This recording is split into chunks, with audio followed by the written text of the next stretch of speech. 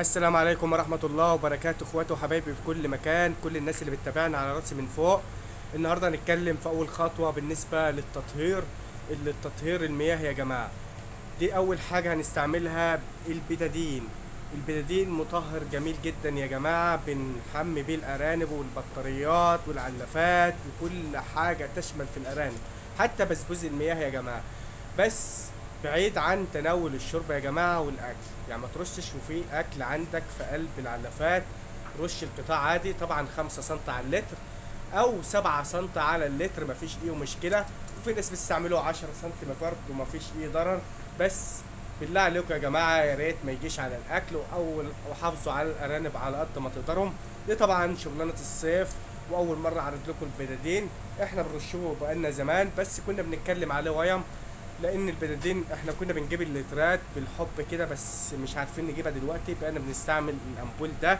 الامبول ده بتجيبه من ايه؟ صيدليه، مفيش اي مشكله يا جماعه. المهم ان تستخدمه صح بعيد عن تناول الارانب.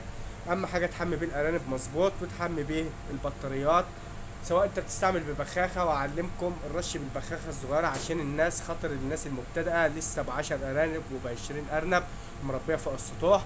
ممكن تستعمل حاجه زي دي، ممكن تستعمل دي عادي، مفيش اي مشكله. او دي بالنسبه للناس اللي مربيه 10 ارانب 20 ارنب فوق السطح، او عامله قطاع صغير، عشان برضو ما يبقاش عليكم اي ضرر. اهو ممكن تستعمل بخاخه عادي، مفيش اي مشكله، وواحده واحده برضو. وممكن تستعمل دي. واحنا طبعا بنستعمل مواتير الرش اللي هي بتشال الظهر يا جماعه، واكيد عملت لكم كذا فيديو. فانا بحاول برضو بهون على الناس ان مفيش حاجه بعيده، ممكن تستعمل دي او تستعمل دي. انا اوريكم طريقه الاستعمال بدي. وطبعا انتوا عارفين اللي ديت بتقعد تكركلها شويه وبعد كده تشتغل. احنا نستعمل دي يا جماعه. طبعا يا جماعه حضرنا ال5 سم اهوت. وطبعا لو انت في البيت ممكن درق زي دي تستعمله عادي، زي ما انتوا شايفين حضراتكم الطريقه.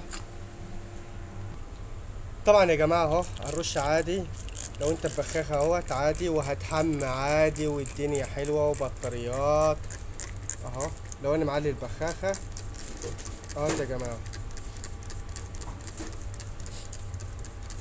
ولا تقول لي بقى عندي بكتيري ولا عندي فيروسي. خلاص يا جماعه احنا كده بنعمل حاجه حلوه اهي.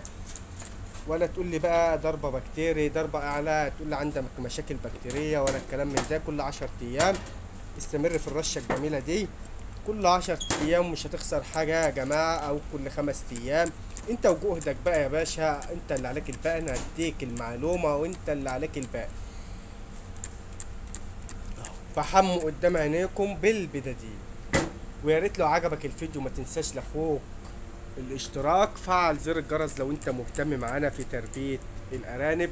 ويا ريت ما تنسوش اللايك تقديرا لاخوكم، عشان تشوفوا كل جديد ويوصل للناس اللي مش عارفه وما عندهاش معلومات كافيه، يوصل لها الخبره بتاعتنا، وخبرتكم دايما موجوده.